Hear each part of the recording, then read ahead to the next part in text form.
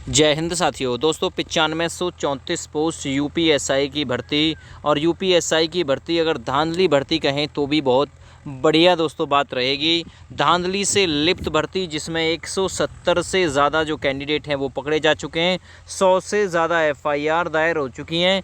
अभी भी दोस्तों इस भर्ती को बिल्कुल सरकार की तरफ से पूरी तरीके से क्लीन चिट दिया जा रहा है कि भाई इसमें कोई भी किसी भी स्तर की धांधली, किसी भी प्रकार की धांधली इस भर्ती में नहीं हुई। तो दरोगा भर्ती में मेरठ के केंद्र पर भी हुए थे कंप्यूटर हैक। तो मेरठ का केंद्र था और मेरठ के केंद्र पर भी कंप्यूटर जो है वो हैक हुए थे। सत्यापन कराने नहीं पहुंचे अभ्यर्थी। तो जिन लोगों ने दोस्तों इसमें परीक्षा दी थी, परीक्षा देने के बाद अभ्यर्थी सत्यापन कराने के लिए, डीवीपीएसटी कराने के लिए जो सेंटर था, सेंटर पर नहीं पहुंचे। इससे प्रत्यक्ष रूप में ये साबित हो जाता है कि इस भर्ती में बड़े स्तर की धांधली हुई। जिन अभ्यर्थियों को खतरा था, ठीक है ना, कि पकड़े जाएंगे, तो वो खतरा भांप कर वो डीवीपीएसटी कराने के लिए नहीं गए। और डीवीपीएसटी के दौरान हमने आप लोगों को बताया था कि ये 170 तो केवल पकड़े गए हैं। कितने कैंडिडेट ऐसे हैं जिन्होंने डर की वजह से डीवीपीएसटी छोड़ दी है। सभी की जांच होनी चाहिए। मैं तो ये कहूँगा पूरी भर्ती की एसआईटी जांच होनी चाहिए। दूध का दूध, पानी का पानी हो जाना चाहिए। जिनका सिलेक्शन हो गया है उनमें से केवल उन्हीं कैंडिडेट को रखना चाहिए भर्ती बोर्ड को और सरकार को कि जो वैलिड हैं, जिन्होंने अपनी मेहनत के दम पर नौकरी पाई है। बाद बाकी सभी को आउट कर देना चाहिए, क्योंकि इसमें कुछ बहुत ही बड़े लेवल की धांधली हुई। और कुछ दोस्तों इसमें ऐसे दरोगा हैं कि जो फर्जी रूप से दरोगा बन के इस भर्ती पर कुंडली मारकर बैठे हुए हैं। तो ऐसे कैंडिडेट की जांच होनी चाहिए। केवल और केवल दोस्तों मेहनत ही आगे कामयाब होनी चाहिए। इसका खुलासा इस बात से हो जाता है कि कर्नाटक एसआई का हाल फिलहाल में दोस्तों एक बड़ा खुलासा हुआ, जिसमें 25 लाख रेट फिक्स किया गया था। ये वीडियो मैं आप लोगों को पूरी तरीके से कर्नाटक एसआई की आज शाम 5:30 बजे तक उपलब्ध कराऊंगा, जिसमें 25 लाख रुपए में एक सीट का सौदा किया था। और वो भर्ती बोर्ड के मेंबर और जो आईपीएस और जो आईसीएस लेवल के अधिकारी हैं, इनके द्वारा इस घोटाले को अंजाम दिया गया था। और भर्ती बोर्ड के एडीजी इस मामले में संलग्न रहे। 25 लाख रुपए। तो क्यों ड्रामा करा रहे हो भाई? अगर ऐसे ही आप लोगों को भर्ती करानी है तो बच्चों का क्यों तो समय नष्ट कर रहे हो, और क्यों बच्चों से पैसे ले रहे हो, और क्यों बच्चों से किराया खर्च करवा रहे हो, क्यों दिन रात उनसे आंख फोड़वा रहे हो? अगर पैसे से ही नौकरी देनी है तो पैसा ही ले लो, फिर बोली लगा लो। एक तुमको पैसा भी ज़्यादा मिल जाएगा। अभी तो 25 लाख दिए हैं, 50 लाख भी दे देंगे। कुछ तो ऐसे भी हैं जो 50-50 लाख भी यूपीएसआई की पोस्ट के लिए दे देंगे, ठीक है ना। अगर बस की नहीं है, सरकारों के बस की नहीं है एग्ज़ाम कराना प्रत्यक्ष रूप से और स्पष्ट रूप से और पारदर्शी रूप से, तो भाई फिर तो अड्डा खोल लो। एक अड्डा खोल के सेंटर बना लो अपने अपने कि भाई दरोगा भर्ती के लिए 20 लाख, कांस्टेबल के लिए 5 लाख, यूपी लेखपाल के लिए 10 लाख। तो देखिए, मैं आप लोगों से एक चीज़ समझा रहा हूँ। 8085 पोस्ट वालों ज़रा ध्यान दे लो। 9534 पोस्ट थी, ये हाल हुआ है। तो आपका क्या होगा ये मत सोचना कि आपका एग्ज़ाम ऑफलाइन है तो कुछ नहीं होगा।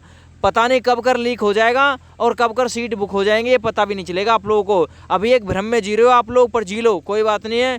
कुछ ही समय शेष है। 24 जुलाई ज़्यादा दूर नहीं है, और उसके बाद में रिजल्ट भी आप लोगों का जल्द आएगा। 9534 वाले जो दरोगा हैं उनकी तरह अगर बैठ के ना रहो तो पकड़ लेना मुझे। मैं बता रहा हूँ, पता भी नहीं चलेगा, अंदर ही अंदर लीकेज मामला हो जाएगा। कर्नाटक के साथ में हिमाचल, जम्मू कश्मीर, कोई सी ऐसी भर्ती है एसआई की जो बिना धांधली के हुई हो? लेकिन सभी जगह पकड़े गए और उन पर एक्शन हो गया। सरकारों ने साथ के साथ कदम उठा दिया। लेकिन यहाँ पर यूपी में राम राज्य है, इसलिए यहाँ पर कदम उठाने की ज़रूरत नहीं है, क्योंकि सारे जो अधिकारी हैं हमारे उत्तर प्रदेश के इस भर्ती बोर्ड के, वो दूध के धुले हुए हैं बिल्कुल। उनको मतलब कोई भी उन पर जो आरोप लग रहा है तो ये गलत लगा रहे हैं बच्चे, वो आरोप के काबिल ही नहीं है, ठीक है ना। सबकी जो आंखें हैं ना वो बंद हैं, कहने का मतलब ये है, ठीक है।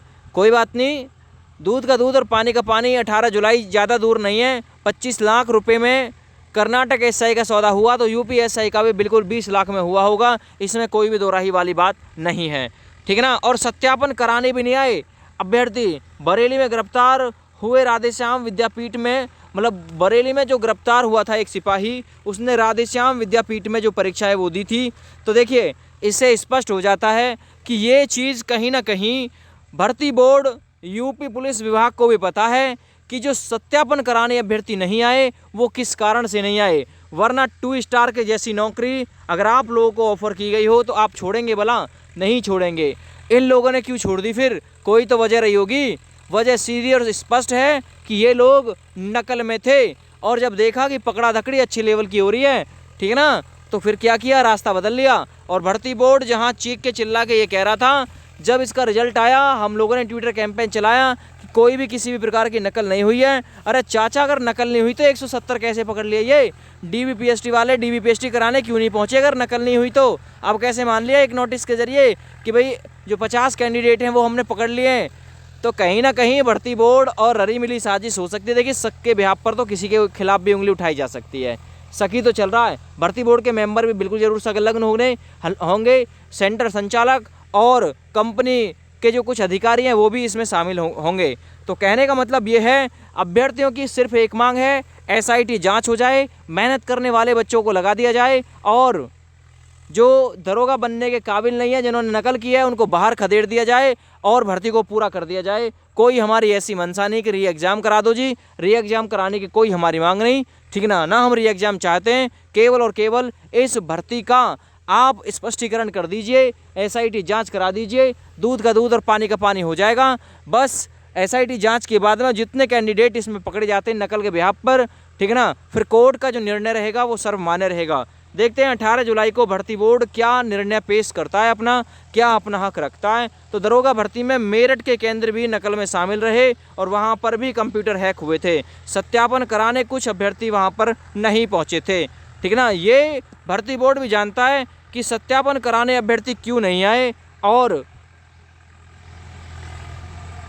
उनको डर था कि कहीं ना कहीं पकड़े ना जाएं भाई, ठीक है ना, कहीं ना कहीं पकड़े ना जाएं। चलिए, जय हिंद, वंदे मातरम।